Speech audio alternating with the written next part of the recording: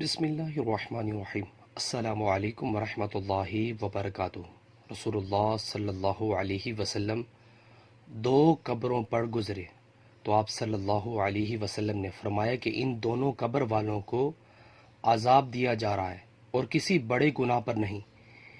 ایک تو ان میں سے پیشاب سے احتیاط نہیں کرتا تھا اور دوسرا چغل خوری کیا کرتا تھا۔ نبی کریم صلی اللہ علیہ وسلم نے فرمایا، جب مسلمان اپنے مسلمان بھائی کی عیادت کرتا ہے تو وہ واپس آنے تک جنت کے میوے کھانے میں مصروف رہتا ہے۔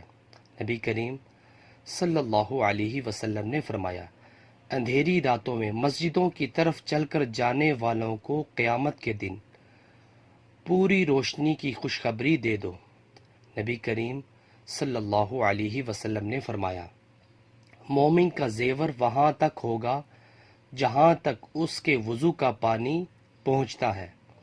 نبی کریم صلی اللہ علیہ وسلم نے فرمایا، تم اللہ تعالی سے اس علم کا سوال کرو جو فائدہ پہنچائے اور اس علم سے پناہ مانگو جو فائدہ نہ پہنچائے۔